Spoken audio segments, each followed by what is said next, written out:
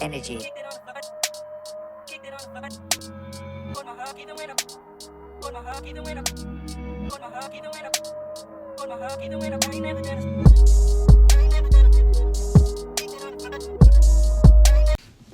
What's good, y'all? Welcome back to another video.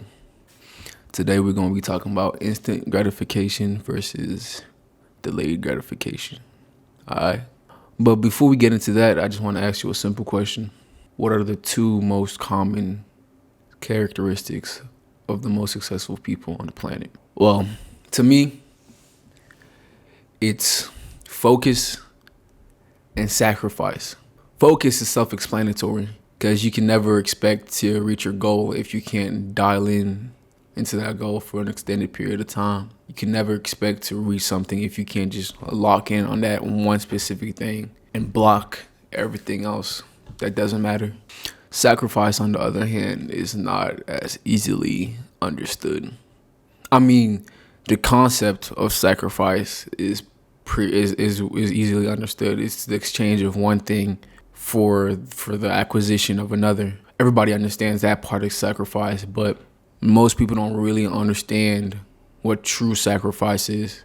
They don't understand exactly what they have to give up to get what they truly want. You see, most people think that taking away time from one thing and putting it into another thing will lead to ultimate success in that other thing you put that time in.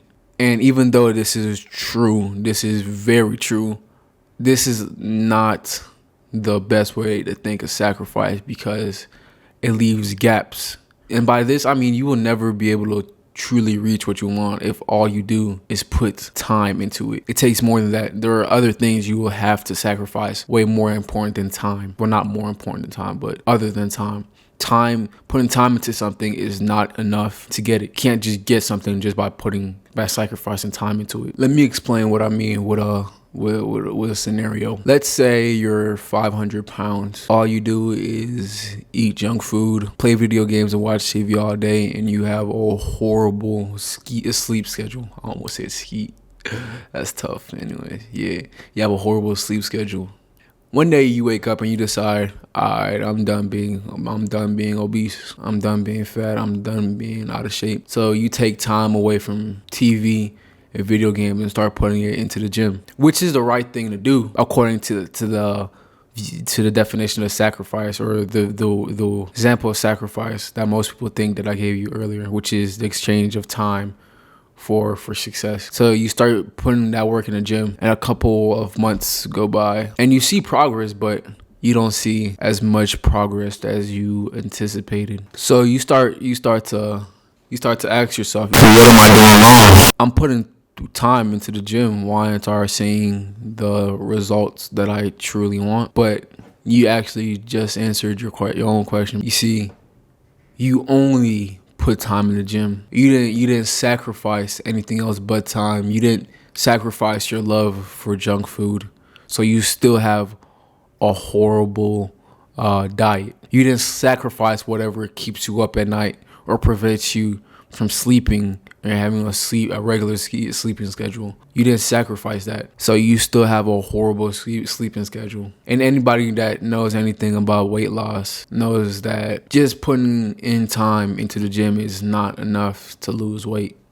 Well, it's not enough to lose a lot of weight. You actually have to also control your diet and sleep well. You have to have a long night's sleep. But again, you follow the definition of sacrifice, where people think that just putting in time into something is all it takes to get that thing. But once again, sacrificing your time is not enough. Just putting time into something is not enough. With the example I just showed you, you sacrificed your time, but it only got you 1/3 of your possible results. So I know what you're asking yourself right now, or that you're asking me. If sacrificing time isn't true sacrifice, then what is true sacrifice? Well, as I said before, this way of thinking about sacrifice is flawed. A better way of thinking about sacrifice is as the exchange of present gratification for future gratification. This way of thinking about sacrifice is better because it doesn't imply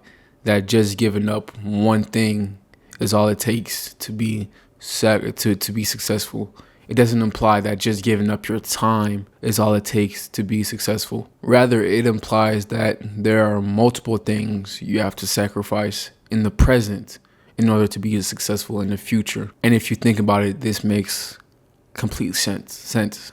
I'm stuttering hard as fuck, my bad, y'all. Even though it's a big part of success, just putting time into something is not going to guarantee 100% success. Again, in the case of the 500-pound man, just putting time into the gym was not enough for him to be successful. He also had to give up junk food, and he also had to give up whatever kept him up at night.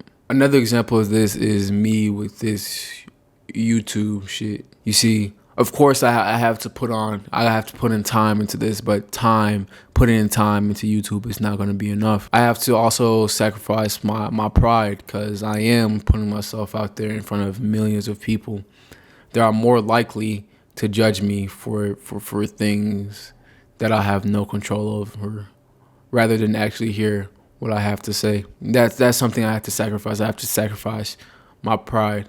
I also have to sacrifice my comfort level, because in order to be truly successful on YouTube, you have to learn how to consistently step out of your box and grow and expand into new territories. And I have to sacrifice my comfort level. And I have sacrificed my comfort level so far, because honestly, this is just sitting here by myself in my room, just talking to a camera, is probably one of the weirdest things I've ever had to do. But you got to do what you got to do in order to be successful. See, those are things other than time that I have to sacrifice. But this definition of sacrifice, this view of sacrifice, is much easier said than done. And this is because it is way easier to gratify yourself in the present than it is in the future. And that is because things that give you gratification in the present are usually right in front of you, tangible, and you can reach that gratification in a predictable amount of time. Gratification in the future, on the other hand, is not tangible. It's not right in front of you, and it's very hard to predict when you will be gratified, if you even get gratified in the future. You see, when you see a piece of cake, you know you can see that cake right in front of you, and you know that within 5 minutes you can go out, get that cake, eat it, enjoy it. See, that cake is right in front of you. You can eat and enjoy it within 5 minutes. But that six pack you've been dreaming of, you can't see that six pack yet. You can't feel that six pack, and you don't even know when or if you will get that six pack. You just know that it's possible. You can possibly get the six pack. And that right there is where the problem lies, and why true sacrifice is so hard for people. You see, when you delay your gratification, you're not gratified until you get that thing. When you get instant gratification, you're gratified right there in the moment, right here, right now. But when you delay that gratification, you're not going to be gratified until you achieve or get that thing that you want. And the problem is with that is that it's very hard for people to continuously sacrifice something that they can get right now in the present for something that they might get in the future. There's actually a test on this, but it's with little kids though. But it does apply to adults like us. It's called the marshmallow test. And it's when they sit a kid in a room and they put out a marshmallow right in front of him.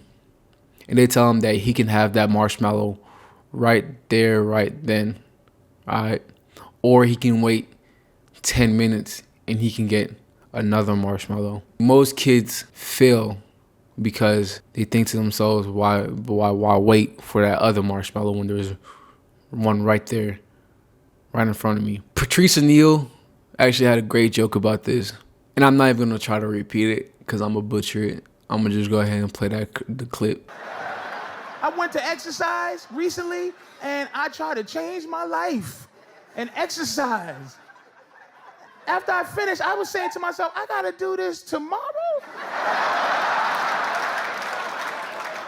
Like nothing changed. I should have got a lump. I don't care what it was. Something should have changed. Nothing. And I gotta keep doing this until maybe I see a change.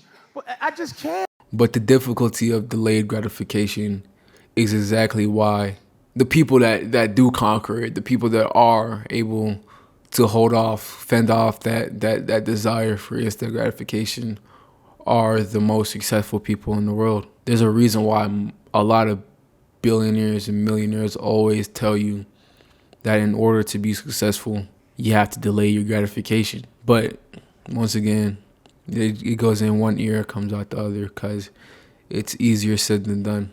And with that being said, that's the end of the video. Don't forget to like, comment, subscribe, and share with a friend. Matter of fact, also hit that bell icon for the one time. Or to become famous. Goodbye. Which is more important, getting or letting go?